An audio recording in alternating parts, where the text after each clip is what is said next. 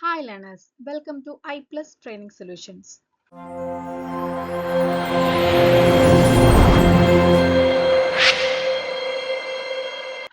Kerala set history January 2025 നടന്നിട്ടുള്ള എക്സാമിനേഷൻ്റെ PYQ discussion ആണ് നമ്മൾ ചെയ്തുകൊണ്ടിരിക്കുന്നത്. 10 ക്വസ്റ്റ്യൻസ് നമ്മൾ ഡിസ്കസ് ചെയ്ത് കഴിഞ്ഞു. ബാക്കി 10 ക്വസ്റ്റ്യൻസ് ആണ് നമ്മൾ ഇന്നത്തെ വീഡിയോയിൽ ചെയ്യുന്നത്. ഇന്നത്തെ ഈ ഒരു സെഷനിലെ ഫസ്റ്റ് ക്വസ്റ്റ്യൻ, അതായത് നമ്മുടെ 11ാമത്തെ ചോദ്യമാണ് നമ്മൾ ഇനി പറയുന്നത്. The Jain temples known for the finest marble carvings in India. Marble കാർവിങ്സിനാൽ മനോഹരമായിട്ടുള്ള അല്ലെങ്കിൽ അതിനുള്ളൊരു ഉദാഹരണമായിട്ടുള്ള ഇന്ത്യയിലെ ജെയിൻ ടെമ്പിൾ ഏതാണെന്നാണ് ചോദിച്ചിട്ടുള്ളത്. ഗ്വാളിയർ, മൊതേര, ദിൽവാര, കിരഡു എന്നിങ്ങനെയാണ് 4 ഓപ്ഷൻസ് ഉള്ളത്. അപ്പോൾ നമുക്ക് ആൻസർ ഒന്ന് നോക്കാം. ശരിയായിട്ടുള്ള ആൻസർ വരുന്നത് ഓപ്ഷൻ സി ദിൽവാര ആണ്. ദിൽവാര ടെമ്പിൾ ആണ് ശരിയായിട്ടുള്ള ആൻസർ ആയിട്ട് വരുന്നത്. അപ്പോൾ നമുക്ക് അതിന്റെ എക്സ്പ്ലനേഷൻ ജസ്റ്റ് ഒന്ന് നോക്കാം. ദിൽവാര ടെമ്പിളിന്റെ കൺസ്ട്രക്ഷൻ വരുന്നത് 11th to 13th century CE അല്ലെങ്കിൽ AD ആ ഒരു കാലഘട്ടത്തിലാണ്. 11th to 13th സെഞ്ചുറി 11-13 നൂറ്റാണ്ടുകൾക്കിടയിലായിട്ടാണ് ഈ ഒരു ദിൽവാര ടെമ്പിൾസിന്റെ ഒരു കൺസ്ട്രക്ഷൻ വരുന്നത്.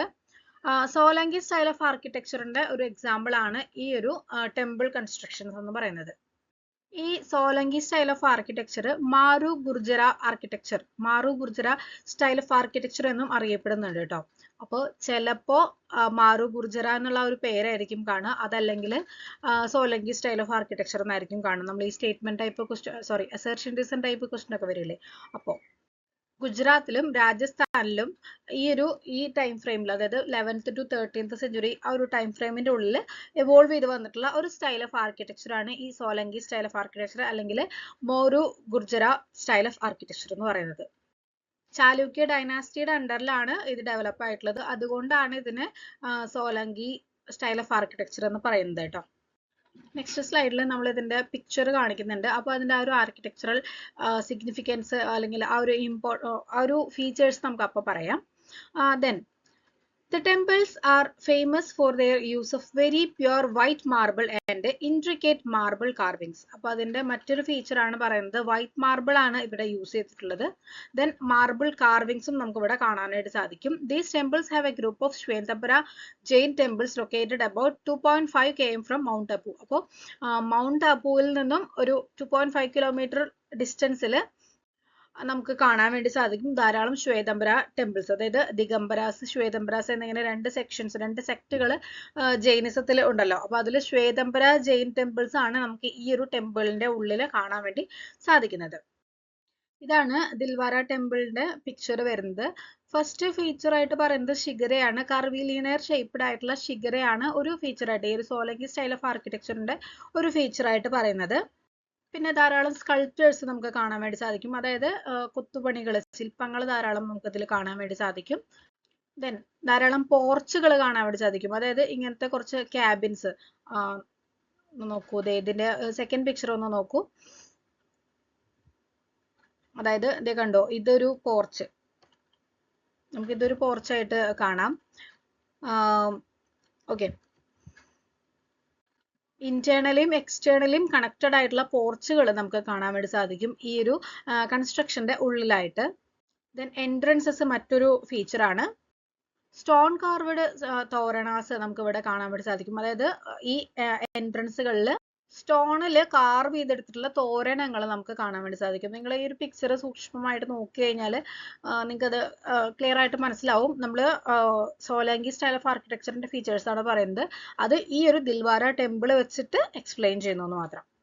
ദെൻ റൂഫുകൾ, പില്ലറുകൾ, അതൊക്കെ ധാരാളമായിട്ട് നമുക്ക് ഇതിൽ ധാരാളം പില്ലർ കൺസ്ട്രക്ഷൻസ്, അതായത് ഓരോ ഈ ഒരു പിക്ചർ തന്നെ എടുത്ത് നോക്കൂ, ഈ ഫസ്റ്റ് പിക്ചർ എടുത്ത് നോക്കൂ, അതിൽ നമുക്ക് കാണാം എത്ര പില്ലറുകളെ കാണുന്നത് അല്ലേ. ഇതുപോലെ ഇന്റേണലിയും എക്സ്റ്റേണലിയും നമുക്ക് പില്ലറുകൾ കാണാൻ വേണ്ടി സാധിക്കും. അപ്പൊ ഇതാണ് സോലങ്കി സ്റ്റൈൽ ഓഫ് ആർക്കിടെക്ചറിന്റെ സിഗ്നിഫിക്കന്റ് ഫീച്ചേഴ്സ് ആയിട്ട് നമുക്ക് പറയുന്നത്. Next question, 12th question. The extreme radical group in France associated with the reign of terror. Reign of ടെററുമായിട്ട് അസോസിയേറ്റ് ചെയ്യുന്ന ഫ്രാൻസിലെ ഒരു എക്സ്ട്രീം റാഡിക്കൽ ഗ്രൂപ്പ് ഏതാണെന്നാണ് ചോദിച്ചിട്ടുള്ളത്. 4 ഓപ്ഷൻസ് ഉണ്ട്. ഗിറോണ്ടിസ്റ്റ്, ജാക്കുബിൻസ്, ഫിസിയോക്രാറ്റ്സ്, ബൂർഷ്വാസി എന്നിങ്ങനെയാണ് നമുക്ക് 4 ഓപ്ഷൻസ് നൽകിയിട്ടുള്ളത്. നമുക്കതിന് ആൻസർ ഒന്ന് നോക്കാം. ഓപ്ഷൻ ബി ജാക്കോബിൻസ് ആണ് ശരിയായിട്ടുള്ള ആൻസർ ആയിട്ട് വരുന്നത്. ആൻസർ ഉണ്ട്. എക്സ്പ്ലനേഷനിലേക്ക് പോകുമ്പോൾ the reign of terror was A period of mass executions and violence during the French revolution. അപ്പോൾ ഈ റെയിൻ ഓഫ് ടെറർ എന്താണ്, ഫ്രഞ്ച് റെവല്യൂഷനുമായിട്ട് റിലേറ്റഡ് ആണെന്നുള്ളത് ഓർക്കുക. ഓക്കെ, ഇനി ചിലപ്പോൾ അങ്ങനെയും ചോദ്യം വരാം, താഴെ പറയുന്നതിൽ ഏത് വാറായിട്ട് അല്ലെങ്കിൽ റെവല്യൂഷനായിട്ട് ആണ് റെയിൻ ഓഫ് ടെറർ റിലേറ്റഡ് ആയിട്ടുള്ളത് എന്ന് നമുക്ക് ചോദ്യം വരാം. അതല്ലെങ്കിൽ സ്റ്റേറ്റ്മെന്റ് ടൈപ്പ് ആയിട്ടും ചോദിക്കാം. അതായത് ഈ ഒരു സ്റ്റേറ്റ്മെന്റ് നമുക്ക് ട്രൂ ആയിട്ടോ ഫോൾസ് ആയിട്ടോ ഒക്കെ ചോദിക്കാം. ഒരു അസർഷൻ റീസൺ ടൈപ്പ് ഒന്ന് നമുക്ക് മനസ്സിലാക്കിയെടുക്കാമല്ലോ. ഓക്കെ, അപ്പോൾ അങ്ങനെ. അപ്പോൾ ഈ ഒരു റെയിൻ ഓഫ് ടെറർ എന്ന് പറയുന്നത് ഫ്രാൻസിലെ ഫ്രഞ്ച് റെവല്യൂഷനുമായിട്ട് അസോസിയേറ്റഡ് ആയിട്ട് നമുക്ക് കണക്ട് ചെയ്ത് പറയാവുന്നതാണ്. Reign of Terror was a period of mass executions and violence during the French Revolution. It was the bloodiest phase of the revolution and lasted from 1793 to 1794.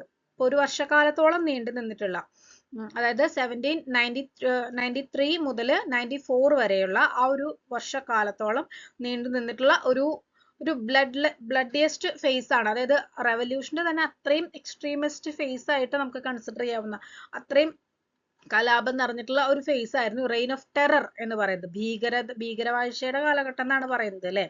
The Jacobins were a political club and revolutionary movement during the French revolution. അപ്പൊ Jacobins ആരാണ്?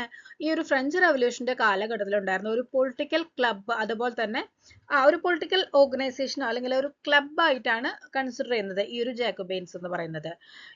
അപ്പോൾ അവര് revolutionary movements ഒക്കെ lead ചെയ്തിട്ടുണ്ടായിരുന്ന ഒരു group ആയിരുന്നു.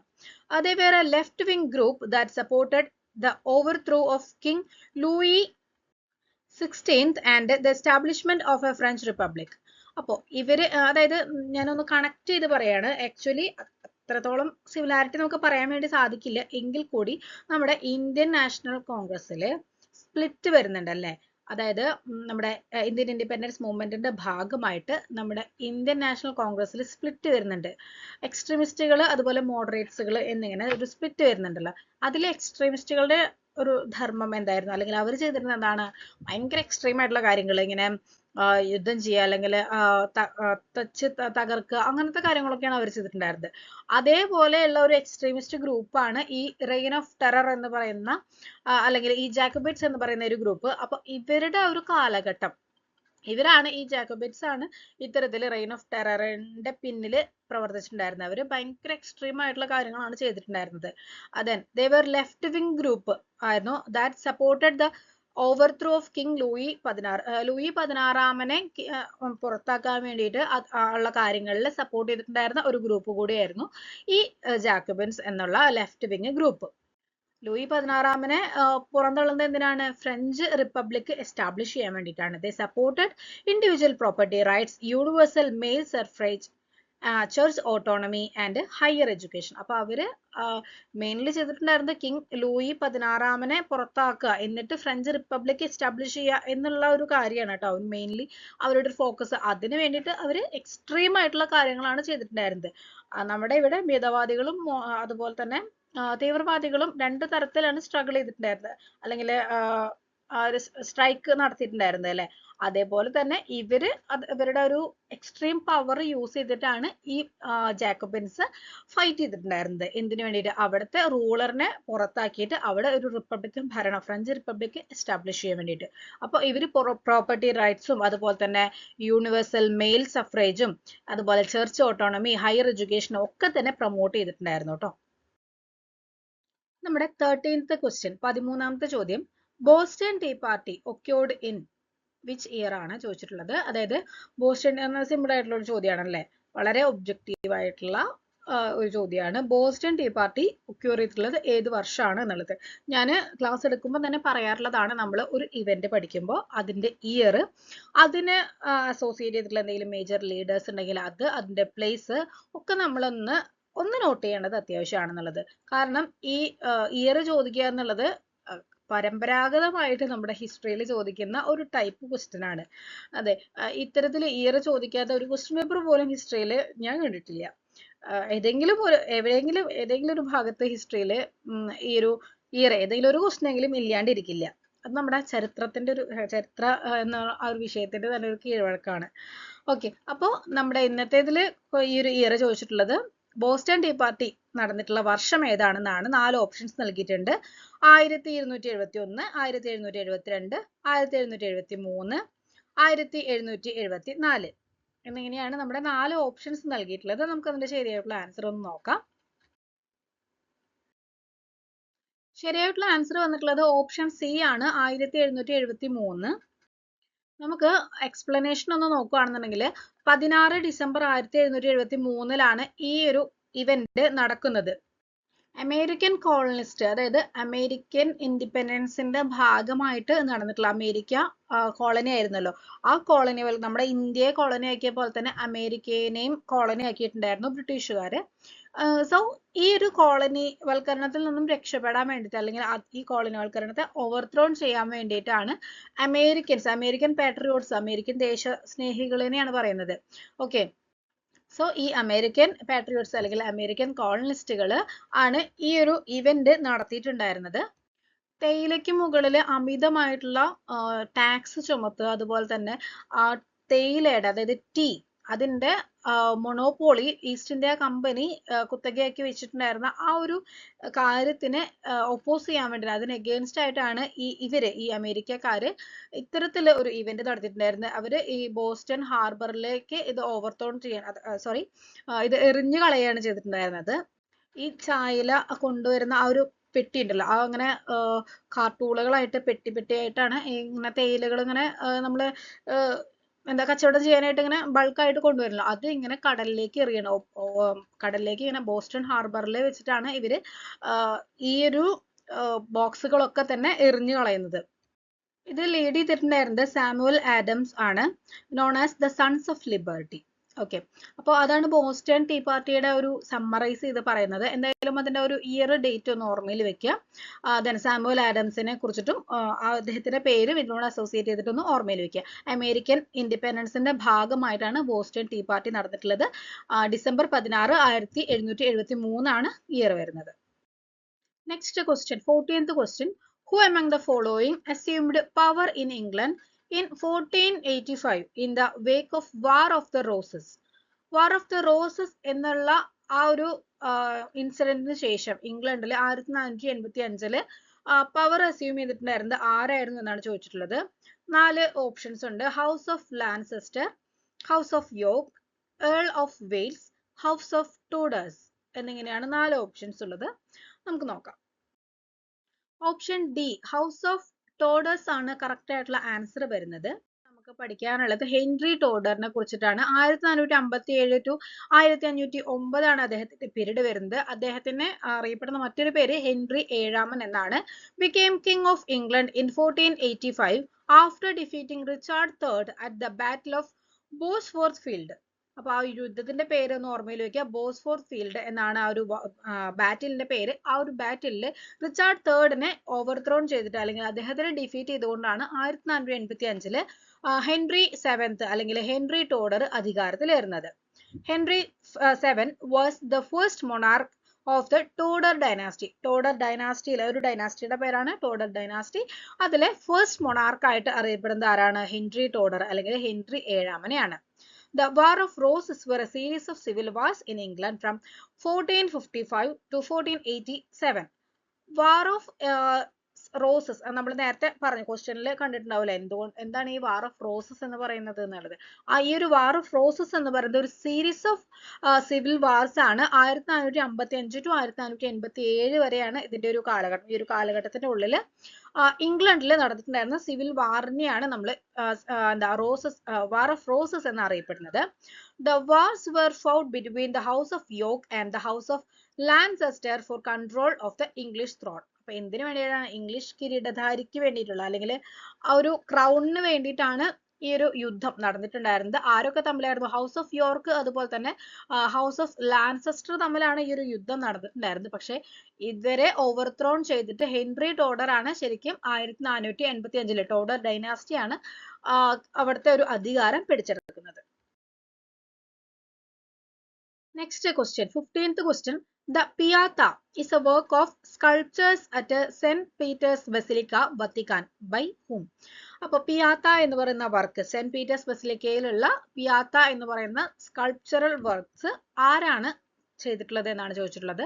Michael Angelo, da Vinci, Rafale, ബ്രഹ്മാൻഡ് എന്നിങ്ങനെയാണ് 4 options ഉള്ളത്. നമ്മുടെ ആൻസർ വരുന്നത് ഓപ്ഷൻ എ മൈക്കൽ ആഞ്ചലോ ആണ്.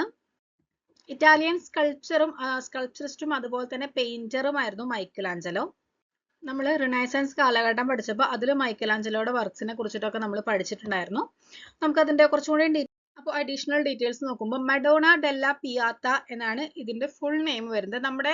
നമ്മൾ ഇതിന്റെ വീഡിയോ ക്ലാസ്സിൽ മഡോണ എന്നാണ് പറഞ്ഞിട്ടുണ്ടായിരുന്നത്.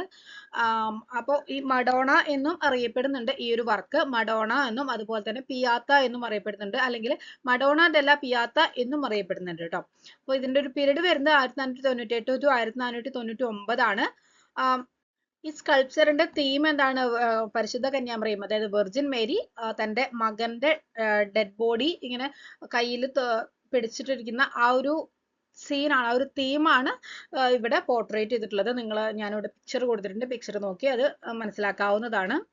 പിയാത്ത എന്നാണ് പോപ്പുലർലി അറിയപ്പെടുന്നത്, മഡോണ എന്നും അറിയപ്പെടുന്നുണ്ട് കേട്ടോ. നെക്സ്റ്റ് ക്വസ്റ്റ്യൻ നമ്മുടെ 16th ക്വസ്റ്റ്യൻ ആണ്. The decipherment of the cuneiform script is associated with whom? Cuneiform script വായിച്ചെടുത്തിട്ടുള്ളത് ആരാണ് എന്നാണ് ചോദിച്ചിട്ടുള്ളത്. 4 ഓപ്ഷൻസ് നമുക്ക് നൽകിയിട്ടുണ്ട്. ചമ്പോലിയൻ, ഹെൻറി റോളിങ്സൺ, ലബീബ് ഹബാച്ചി, ബദാവി എന്നിങ്ങനെയാണ് നമ്മുടെ 4 ഓപ്ഷൻസ്. അപ്പോൾ ഇതിലൊരെണ്ണം ശരിയായിട്ടുള്ള ആൻസർ ആണ് എന്നുള്ളത് നമുക്ക് എല്ലാവർക്കും അറിയാം. എന്തായാലും 2 ഓപ്ഷൻസ് നിങ്ങൾക്ക് കൺഫ്യൂഷൻ ആവാനുള്ള സാധ്യത വളരെ അധികമാണ്. കാരണം നമ്മൾ കൂടുതലും ഇങ്ങനെ ഈ ശംഭോലിയന്റെ പേരാണ് കൂടുതലും കേട്ടിട്ടുണ്ടായിരിക്കുക അല്ലേ. ഇതിൽ ശരിയായിട്ടുള്ള ആൻസറിന്റെ പേര് ഞാൻ ക്ലാസ്സിൽ പറഞ്ഞിട്ടുള്ളതാണ്. അപ്പൊ നമുക്ക് എന്തായാലും ആൻസർ ഒന്ന് നോക്കാം. നമ്മുടെ ഈ ക്വസ്റ്റ്യന്റെ ആൻസർ വരുന്നത് ഓപ്ഷൻ ഡി ഹെൻറി റാലിങ്സൺ ആണ്. ശംഭോലിയൻ അസോസിയേറ്റ് ചെയ്തിട്ടുള്ളത് ഈജിപ്ഷ്യൻ സ്ക്രിപ്റ്റ് ആയിട്ടുള്ള ഹൈറോഗ്ലിഫിക്സ് ഡിസിഫർ ചെയ്തിട്ടുള്ള വ്യക്തി എന്നുള്ള നിലയിലാണ് കേട്ടോ. ദെൻ ഹെൻറി റാലിങ്സൺ ആണ് നമ്മുടെ ഈ ഒരു ക്യൂണിഫോം സ്ക്രിപ്റ്റ്, മെസപ്പൊട്ടോമിയൻ സ്ക്രിപ്റ്റ് ആയിട്ടുള്ള ഓക്കെ. അപ്പൊ ഈ ഒരു ക്യൂണിഫോം സ്ക്രിപ്റ്റ് വായിച്ചെടുത്തതിൽ ഇദ്ദേഹം മാത്രമല്ല, ഇദ്ദേഹത്തിന്റെ കൂടെ മറ്റ് കുറച്ച് വ്യക്തികൾ കൂടി ഉണ്ടായിരുന്നു. അവരുടെ പേര് ഞാനിവിടെ സ്ലൈഡിൽ കൊടുത്തിട്ടുണ്ട്, നമുക്ക് നോക്കാം. The decipherment of cuneiform script was a collaborative effort by several scholars including George Frederick Godfred, Henry Rawlinson, Edward Hincks and Julius Oppert. ഇവര് സ്പെസിഫിക് ആയിട്ട് പറയുകയാണെന്നുണ്ടെങ്കിൽ ജൂലിയസ് ഒപ്പേർട്ട് ഒരു അസീറിയോളജിസ്റ്റ് ആയിരുന്നു. അസീറിയോളജിസ്റ്റ് എന്ന് പറഞ്ഞാൽ ഭാഷാശാസ്ത്രജ്ഞനാണ്, അസീറിയൻ ലാംഗ്വേജിൽ പ്രൊഫിഷ്യൻസി ഉള്ള ഒരു വ്യക്തി. ഓക്കെ. ദെൻ എഡ്വാർഡ് ഹിങ്സിനെ കുറിച്ച് പറയുമ്പോൾ ഇദ്ദേഹവും ഒരു അസീറിയോളജിസ്റ്റ് തന്നെയായിരുന്നു, അതുപോലെ ഒരു ഐറിഷ് പുരോഹിതനും കൂടിയായിരുന്നു കേട്ടോ ഈ ഒരു എഡ്വാർഡ് ഹിങ്സ്. ദെൻ ഫെഡറിക് ഗോഡ്ഫ്രെഡിനെ കുറിച്ച് പറയുമ്പോൾ ഇദ്ദേഹവും ഒരു ലാംഗ്വേജ് ടീച്ചറായിരുന്നു, ജർമ്മൻകാരനാണ്, ജർമ്മൻ ലാംഗ്വേജ് ടീച്ചർ കൂടിയായിരുന്നു ഇദ്ദേഹം. ഓക്കെ. അപ്പോൾ ഇവരെല്ലാവരും തന്നെ ലാംഗ്വേജുമായിട്ട് അസോസിയേറ്റ് ചെയ്യുന്ന വ്യക്തികളാണ്. അപ്പോൾ ഇവരുടെ ഒരു കൊളാബറേറ്റീവ് എഫേർട്ടിന്റെ ഫലമായിട്ടാണ് മെസപ്പൊട്ടോമിയൻ സ്ക്രിപ്റ്റ് ആയിട്ടുള്ള ക്യൂണിഫോം സ്ക്രിപ്റ്റ് ഡെസിഫർ ചെയ്ത് എടുത്തിട്ടുള്ളത്. ഹെൻറി റാലിങ്സനെ കുറിച്ച് പറയുമ്പോൾ British East India company officer ആയിരുന്നു ഇദ്ദേഹം. ഇദ്ദേഹം തന്നെയാണ് ബെഹിൻസ്റ്റൺ ഇൻസ്ക്രിപ്ഷൻ 1837 ഡെസിഫർ ചെയ്തെടുത്തിട്ടുള്ളത്. പേർഷ്യൻ കിങ് ആയിട്ടുണ്ടായിരുന്ന ഡാരിയസ് ഫസ്റ്റിന്റെ വിക്ടറിയാണ് ഈ ഒരു ബെഹിൻസ്റ്റൺ ഇൻസ്ക്രിപ്ഷനിൽ മെൻഷൻ ചെയ്തിട്ടുള്ളത്. ആ ഒരു സ്റ്റോറിയാണ് ഇതിൽ മെൻഷൻ ചെയ്തിട്ടുള്ളത്. ഇത് ഇറാനിലാണ് കേട്ടോ കണ്ടെത്തിയിട്ടുള്ളത് ഈ ഒരു ഇൻസ്ക്രിപ്ഷൻ. ഓക്കെ. ക്യൂണിഫോം സ്ക്രിപ്റ്റിനെ കുറിച്ചിട്ട് പിന്നെ നിങ്ങൾക്ക് അറിയാലോ, മെസപ്പൊട്ടോമിയയിൽ ഡെവലപ്പ് ചെയ്ത് വന്നിട്ടുണ്ടായിരുന്ന ഏകദേശം ഒരു 3500 BC കാലഘട്ടത്തിൽ മെസപ്പൊട്ടോമിയയിൽ ഡെവലപ്പ് ചെയ്ത് വന്നിട്ടുണ്ടായിരുന്ന ഒരു സ്ക്രിപ്റ്റ് ആയിരുന്നു, ഒരു റൈറ്റിംഗ് സ്റ്റൈൽ ആയിരുന്നു ക്യൂണിഫോം എന്ന് പറയുന്നത്. ഇത് വെഡ്ജ് ഷേപ്പിലായിരുന്നു, അതായത് ആപ്പിന്റെ ആകൃതിയെന്നും അങ്ങനെയൊക്കെ പറയും. ഞാൻ ക്ലാസ്സിൽ മെൻഷൻ ചെയ്തിട്ടുണ്ടല്ലോ, വെഡ്ജ് ഷേപ്പ് എന്നാണ് ഇംഗ്ലീഷിൽ പറയാം, മലയാളത്തിൽ പറയുമ്പോൾ ആപ്പിന്റെ ആകൃതി എന്ന് പറയും. ആ ഒരു ഷേപ്പിലാണ് ഇതില് നമുക്ക് ആ ഒരു എഴുത്ത് കാണപ്പെടുന്നത്. ദെൻ കളിമൺ ഫലകങ്ങളിൽ ഇത് എഴുതിയിട്ട് അത് ഉണക്കിയെടുത്താണ് ഇവര് സൂക്ഷിച്ചിട്ടുണ്ടായിരുന്നത്. ഓക്കെ. ടെറാക്കോട്ട ടാബ്ലറ്റ്സ് ആയിട്ട്. ഓക്കെ. അപ്പൊ ഇത്രയാണ് ഈ ഒരു ക്വസ്റ്റിനെ കുറിച്ചിട്ട് നമുക്ക് ഡീറ്റെയിൽസ് പറയാനുള്ളത്. നമുക്ക് നെക്സ്റ്റ് ക്വസ്റ്റ്യൻ നോക്കാം. Next question 17th question the United Nation organisation was born since. അപ്പോൾ UNO വന്നിട്ടുള്ള നിലവിൽ വന്നിട്ടുണ്ടായിരുന്ന ഒരു ഇയർ ആണ് ചോദിച്ചിട്ടുള്ളത്. ഡേറ്റും ഇയറും ചോദിച്ചിട്ടുണ്ട്. 24th December 1945, 25th December 1946, 24th October 1945, 25th October 1945. ഇത്രയാണ് നമ്മുടെ ഓപ്ഷൻസ്. നമുക്ക് ആൻസർ ഒന്ന് നോക്കാം. ഓപ്ഷൻ സി ആണ് നമ്മുടെ ശരിയായിട്ടുള്ള ആൻസർ വരുന്നത്. 24th October 1945 എന്നാണ് നമ്മുടെ ആൻസർ വരുന്നത്. നോക്കൂ, ഭയങ്കര സിമിലാരിറ്റി ആയിട്ടുള്ള ഓപ്ഷൻസ് ആണല്ലേ കൊടുത്തിട്ടുള്ളത്. ഈവൻ ഡേറ്റ്സിൽ പോലും ഇങ്ങനെ ഭയങ്കര സിമിലാരിറ്റി ആണ് കൊടുത്തിട്ടുള്ളത് അല്ലേ. അപ്പോൾ നമ്മൾ ഓരോ ഡേറ്റ് പഠിക്കുമ്പോൾ ഇത്തരത്തിലുള്ള ഓർഗനൈസേഷൻസിന്റെ ഒക്കെ ഡേറ്റ് പഠിക്കുമ്പോൾ നമ്മൾ കറക്റ്റ് ആയിട്ട് തന്നെ അത് നമുക്ക് ഓപ്ഷൻ കണ്ടാൽ മനസ്സിലാവും എന്നുള്ള ഒരു അസംഷൻ അല്ലെങ്കിൽ ഒരു നമുക്ക് അസ്യൂം ചെയ്യാം എന്നുള്ള ഒരു ചിന്താധാരയോട് കൂടിയിട്ട് നിങ്ങൾ ഇങ്ങനെ അപ്രോച്ച് ചെയ്യരുത് കേട്ടോ. കാരണം നമുക്ക് പെട്ടെന്ന് തന്നെ നമുക്ക് ഇങ്ങനെ മൈൻഡ് ഡിസ്റ്റർബ് ആക്കുന്ന തരത്തിൽ അല്ലെങ്കിൽ നമുക്ക് ഇങ്ങനെ ഷഫിൾ ചെയ്യാൻ പറ്റുന്ന അത്തരത്തിലുള്ള തരത്തിലുള്ള ക്വസ്റ്റ്യൻസ് ആയിരിക്കും നമുക്ക് ഇവിടെ ലഭിക്കുന്നത്. അപ്പോൾ പെട്ടെന്ന് ഗസ് ചെയ്യാമെന്നോ അല്ലെങ്കിൽ അതൊക്കെ എനിക്ക് ആൻസർ കണ്ടാൽ മനസ്സിലാവും അങ്ങനെയുള്ള ഓവർ കോൺഫിഡൻസ് ഒന്നും വേണ്ട. എന്തായാലും പഠിക്കുമ്പോൾ കൃത്യമായിട്ട് തന്നെ ആ ഒരു ഡേറ്റ്, മന്ത്, ഇയർ കൃത്യമായിട്ട് പഠിച്ചു വെക്കുക. ഓക്കെ, നമുക്ക് നോക്കാം എന്തിനാണ് ഈ ഒരു യുണൈറ്റഡ് നേഷൻ ഓർഗനൈസേഷൻ ഫൗണ്ട് ചെയ്തിട്ടുള്ളത്. The UN was formed to prevent another world war and to promote peace and human rights. The UN has work to achieve these goals and more since its inception. അപ്പോൾ world വാറിന് ശേഷമാണ് ഈ ഒരു UNO form ചെയ്തിട്ടുണ്ടായിരുന്നത്. ഇനിയൊരു ലോകമഹായുദ്ധം ഉണ്ടാവാതിരിക്കാൻ വേണ്ടിയിട്ടുള്ള precautions എടുക്കാനും ലോകത്തിൽ സമാധാനവും എല്ലാം നിലനിർത്താനും ഒക്കെ വേണ്ടിയിട്ടാണ് ഇത്തരത്തിലുള്ള ഒരു സംഘടന രൂപീകൃതമായിട്ടുള്ളത്. Then UN Charter was signed on June 26, 1945. ഈ ഒരു UN വേണം എന്നുള്ള അതിന്റെ ഒരു ഒഫീഷ്യൽ ചാർട്ടർ ഉണ്ടല്ലോ അത് സൈൻ ചെയ്തിട്ടുള്ളത് ജൂൺ 26, 1945 ദെൻ ഇത് കെയിം ഇൻ ടു എക്സിസ്റ്റൻസ് എന്ന് പറയുന്നത്, അതായത് നിലവിൽ വന്ന് തുടങ്ങുന്നത് October 24, 1945 ആണ്. ഓക്കെ, അപ്പൊ നമുക്കിനി നെക്സ്റ്റ് ക്വസ്റ്റ്യൻ കൂടി ഒന്ന് നോക്കാം. 18th question. The Arab Spring started first in. Arab spring എവിടെയാണ് ആരംഭിച്ചിട്ടുള്ളത് എന്നാണ് ചോദിച്ചിട്ടുള്ളത്. ലിബിയ, യമൻ, ബഹ്റൈൻ, ടുണീഷ്യ എന്നിങ്ങനെയാണ് നമ്മുടെ 4 ഓപ്ഷൻസ് നൽകിയിട്ടുള്ളത്. നോക്കാം. ഓപ്ഷൻ ഡി ടുണീഷ്യ ആണ് നമ്മുടെ ശരിയായിട്ടുള്ള ആൻസർ വരുന്നത്. ഓക്കെ, അപ്പൊ എന്താണ് അറബ് സ്പ്രിങ് എന്നുള്ളത് ഞാനൊന്ന് സമ്മറൈസ് ചെയ്ത് പറയാം. 2010, 2011 കാലഘട്ടങ്ങളിൽ മിഡിൽ ഈസ്റ്റിലും അതുപോലെ തന്നെ നോർത്ത് ആഫ്രിക്കയിലും നടന്നിട്ടുണ്ടായിരുന്ന ഒരു വേവ് ഓഫ് പ്രൊട്ടസ്റ്റ് അല്ലെങ്കിൽ അപ്രൈസിംഗ് ആണ് ഈ ഒരു അറബ് സ്പ്രിങ് എന്നുള്ള ഒരു പേരിൽ അറിയപ്പെടുന്നത്. ഈ അറബ് സ്പ്രിങ് ആരംഭിക്കുന്നത് ടുണീഷ്യയിലാണ്. ഡിസംബർ 2010 ആരംഭിക്കുന്നത്.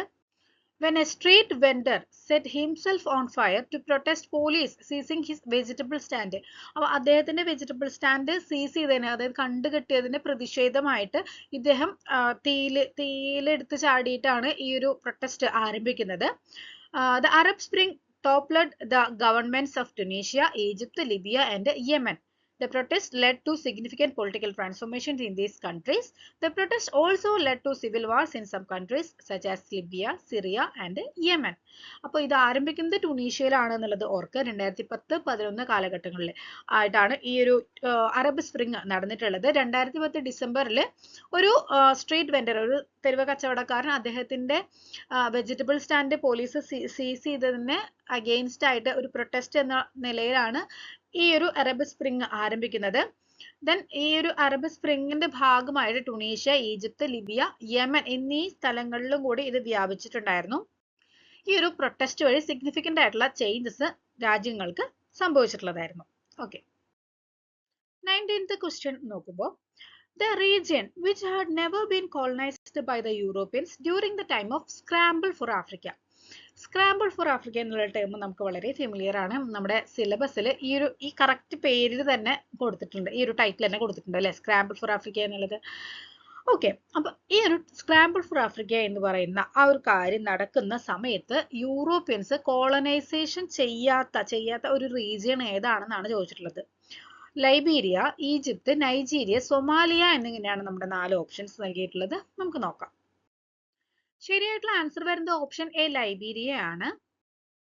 ആഫ്രിക്കയിലെ യൂറോപ്യൻ കോളനൈസേഷനെ പറയുന്ന ഒരു പേരായിരുന്നു സ്ക്രാമ്പിൾ ഫോർ ആഫ്രിക്ക എന്നുള്ളത്. ഈ ഒരു സ്ക്രാമ്പിൾ ഫോർ ആഫ്രിക്കയിൽ അല്ലെങ്കിൽ ആഫ്രിക്കനെ കോളനൈസേഷൻ ചെയ്യുന്ന പ്രോസസ്സിൽ നിന്ന് ലൈബീരിയ ഒഴിവാക്കപ്പെട്ടിട്ടുണ്ടായിരുന്നു. ലൈബീരിയ ഈ ഒരു കാലഘട്ടത്തിൽ ഇൻഡിപെൻഡന്റ് ആയിട്ട് തന്നെയാണ് നിന്നിട്ടുണ്ടായിരുന്നത്. അതിന് കാരണം എന്താണെന്ന് വെച്ച് കഴിഞ്ഞാൽ ഈ ഒരു ലൈബീരിയ അമേരിക്കൻ സ്ലേവ്സിനെ മോചിപ്പിക്കപ്പെട്ടിട്ടുള്ള അമേരിക്കൻ സ്ലേവ്സ് ഉണ്ടല്ലോ, ഈ സ്ലേവ്സിന്റെ ഒരു സെറ്റിൽമെന്റ് ഏരിയ ആയിട്ടാണ് നിലനിന്നിട്ടുണ്ടായിരുന്നത്. അങ്ങനെയാണ് ഇതൊരു ഇൻഡിപെൻഡന്റ് ആയിട്ടുള്ള ഒരു പ്ലേസ് ആയിട്ട് നിലനിന്നിട്ടുണ്ടായിരുന്നത്.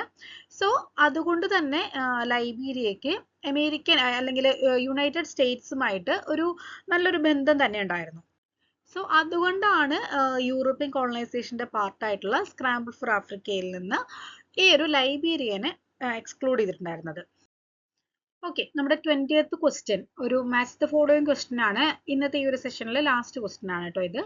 ലിസ്റ്റ് ഫസ്റ്റില് കുറച്ച് പേപ്പേഴ്സിന്റെ പേരാണ് കൊടുത്തിട്ടുള്ളത്. Tattvabodhini Patrika, Indian mirror, Indian social reformer, Indian spectator എന്നിങ്ങനെയാണ് 4 ഓപ്ഷൻസ് നൽകിയിട്ടുള്ളത് ലിസ്റ്റ് ഫസ്റ്റിൽ കൊടുത്തിട്ടുള്ളത്.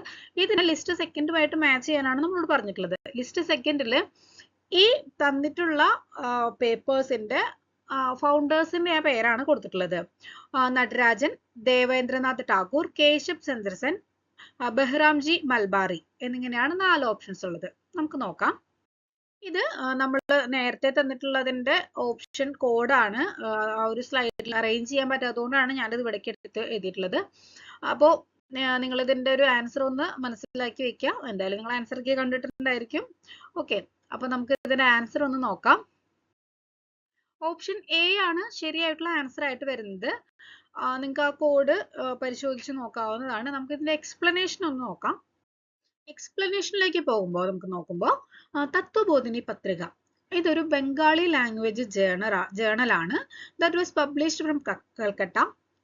ദെൻ 1843 to 1883 വരെയുള്ള കാലഘട്ടങ്ങളിൽ കൽക്കട്ടയിൽ പബ്ലിഷ് ചെയ്തിട്ടുണ്ടായിരുന്ന ഒരു ബംഗാളി ലാംഗ്വേജ് ജേണലാണ് എന്ത് തത്വബോധിനി പത്രിക എന്ന് പറയുന്നത്. എസ്റ്റാബ്ലിഷ് ചെയ്ത ആരായിരുന്നു? ദേവേന്ദ്രനാഥ് ടാഗോർ ആയിരുന്നു. ബ്രഹ്മസമാജിന്റെ ഒരു ബ്രാഞ്ച് ആയിട്ടുണ്ടായിരുന്ന തത്വബോധിനി സഭയുടെ ഒരു ഓർഗൻ എന്നുള്ള ലെവലിൽ അല്ലെങ്കിൽ അതിന്റെ കെയർ ഓഫിൽ വന്നിട്ടുള്ള ഒരു പത്രം അല്ലെങ്കിൽ ജേണൽ എന്നുള്ള ലെവലിലാണ് തത്വബോധിനി പത്രിക പുറത്തിറക്കിയിട്ടുണ്ടായിരുന്നത്.